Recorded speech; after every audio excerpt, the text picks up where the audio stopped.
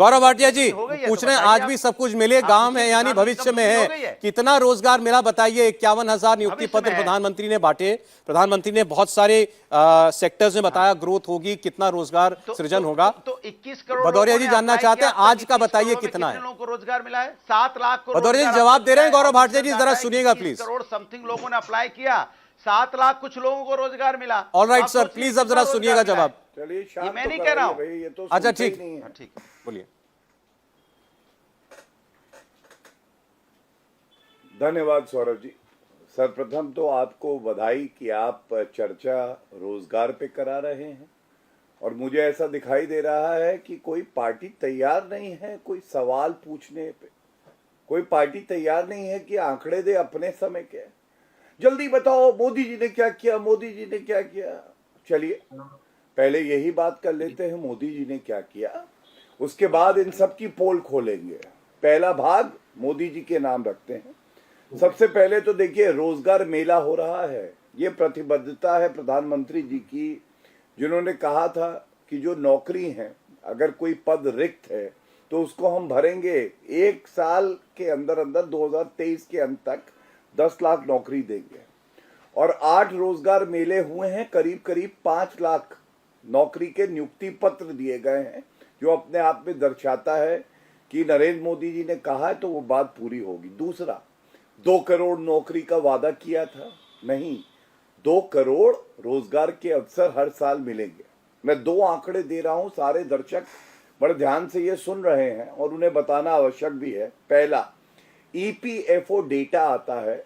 EPFO data बताता है कि कितनी नई नौकरियां लगी, जिसमें जो कंपनी होती है, अगर सरकार है तो वो कंट्रीब्यूशन देती है प्रोविडेंट फंड का, और 2022-23 में 1 करोड़ और 39 लाख ये ईपीएफओ डेटा है। मतलब 1 करोड़ 39 लाख तो ये नौकरी का डेटा है 2022-23 का। तीसरा, रोजगार के अवसर जो हुआ ना सौरभ जी पिछले 9 साल में, अद्भुत, ये कभी हुआ ही नहीं, किसी ने कल्पना नहीं करी, क्योंकि भारत जो है वो एंटरप्रेन्योर, जो स्वरोजगार वाले हैं ना, जिनका सपना है मेहनत से अपनी रोजी रोटी कमाएंगे, उनको 42 करोड़ 91 लाख 41 लाख 843, बिल्कुल नंबर बता रहा हूं, ये लोन दिए हैं।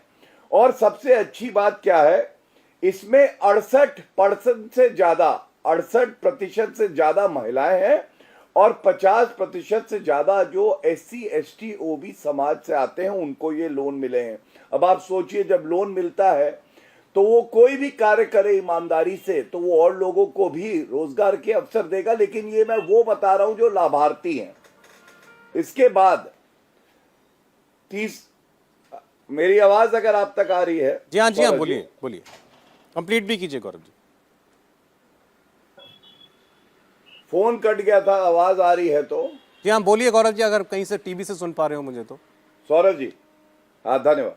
हाँ, तीसरी बड़ी बात, अब मैं उत्तर प्रदेश का भी आपको एक आंकड़ा दे देता हूं। आपको मालूम है 10 साल बसपा और सपा को मिला दें तो 5 लाख सरकारी नौकरी ये दे पाए थे, 5 लाख। अच्छा। और योगी आदित्यनाथ जी ने 2022 में ये आंकड़ा सबके समक्ष रखा कि 5 साल में 5 लाख नौकरी दी हमने। किसने बेहतर किया? योगी आदित्यनाथ जी ने। और उसका असर क्या हुआ? योगी आदित्यनाथ जी को पुनः जो है मुख्यमंत्री चुना लोगों ने, और ये जो सफाई महोत्सव मनाते थे ना दंगों के बाद, मुजफ्फरनगर दंगों के बाद, इनका सुपड़ा साफ हो गया। जी ठीक। मैं एक बात जरूर कहूंगा, आज भारत विश्व में 5वीं सबसे बड़ी अर्थव्यवस्था है। इसकी एक वजह है, इसकी ये वजह है कि नरेंद्र मोदी जी के पास भारत के लिए एक दूरदर्शिता वाला प्लान है। हमें ये पता है कि IMF की चीफ जो है सौरभ जी, उन्होंने क्या कहा आपको मालूम है? India is the bright spot in the world. पूरे विश्व में अगर कहीं ऊर्जा है, कहीं पे रोशनी है, जिसका भविष्य मजबूत है, तो वो भारत का है, ये IMF चीफ ने कहा। अभी मैं कुछ और आंकड़े आपके समक्ष रखूंगा, लेकिन एक बात जरूर कहूंगा, छाती पीटने से काम नहीं होगा। यहाँ पे JDU के प्रवक्ता बैठे हैं और समाजवादी पार्टी के प्रवक्ता को बताना चाहिए, जब उनकी 5 साल सरकार रही 2012 से 17, कितनी सरकारी नौकरी दी, कितनी नौकरियां उत्पन्न हुई। केवल यादव परिवार को आप रोजगार देंगे तो वो रोजगार देना जनता को नहीं है। और आरजेडी को और जेडीयू को ये बताना चाहिए, तेजस्वी यादव ने कहा था, इनके मैनिफेस्टो में है कि 20 लाख नौकरी हम देंगे।